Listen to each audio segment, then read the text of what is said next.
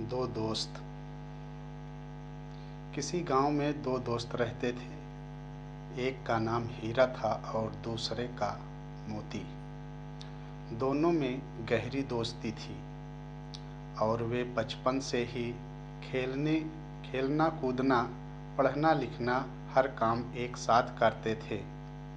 जब वे बड़े हुए तो उन पर काम धंधा ढूंढने का दबाव आने लगा। लोग ताने मारने लगे कि दोनों निठल्ले हैं और एक पैसा भी नहीं कमाते। एक दिन दोनों ने विचार विमर्श करके शहर की ओर जाने का फैसला किया।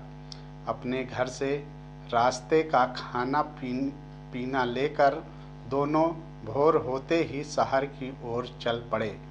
शहर का रास्ता एक घने जंगल से होकर गुजरता था। दोनों एक साथ अपनी मंजिल की ओर चले जा रहे थे।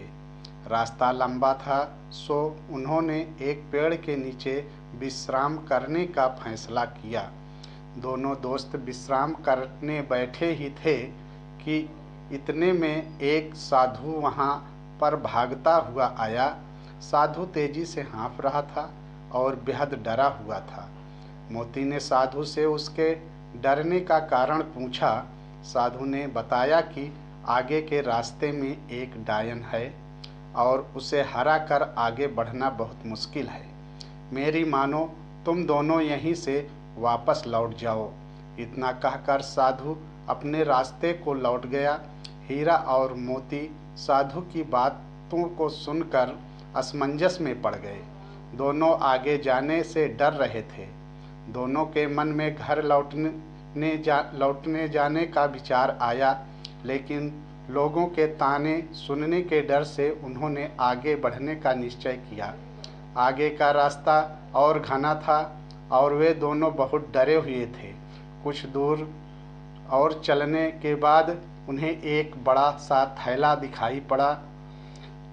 दोनों दोस्त डरते हुए उस थैले के पास पहुँचे। उसके अंदर उन्होंने कुछ चमकता हुआ नजर आया।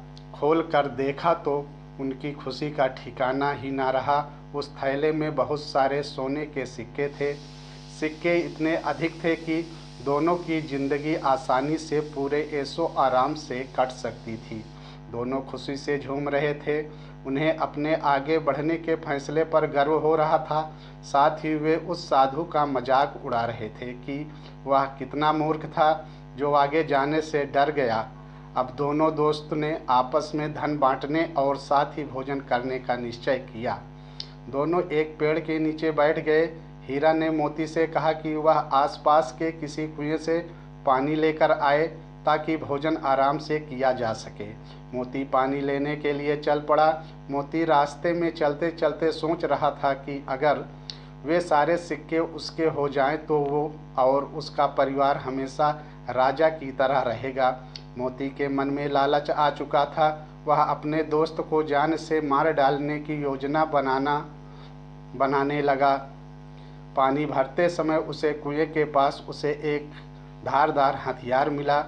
उसने सोचा कि वे इस हथियार से अपने दोस्त को मार देगा और गांव में कहेगा कि रास्ते में डाकुओं ने उन पर हमला किया था। मोती मन ही मन अपनी योजना पर खुश हो रहा था।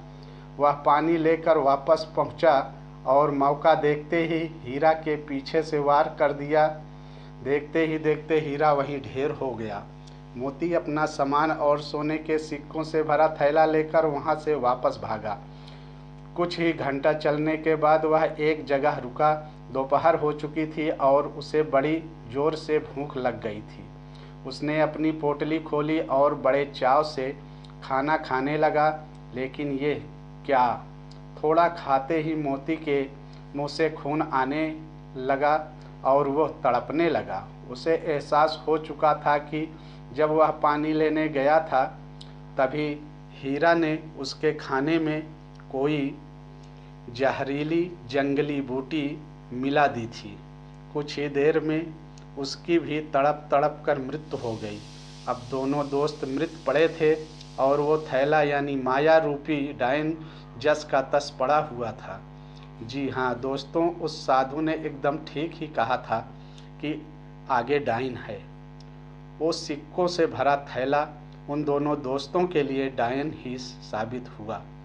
ना वो डायन रूपी थैला वहाँ होता, ना उनके मन में लालच आता और ना वे एक दूसरे की जान लेते। दोस्तों, यही जीवन का सच भी है।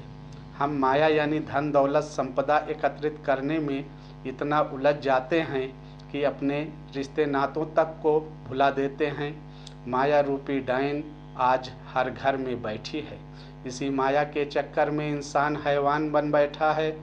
हमें इस प्रेरक कहानी से ये सीख लेनी चाहिए कि हमें कभी भी पैसे की ज़रूरत से अधिक महत्व नहीं देना चाहिए और अपनी दोस्ती, अपने रिश्तों के बीच में इसको कभी नहीं लाना चाहिए। और हमारे पूर्वज भी तो कह गए हैं, माया के चक्कर में दोनों गए, न माया मिली न राम।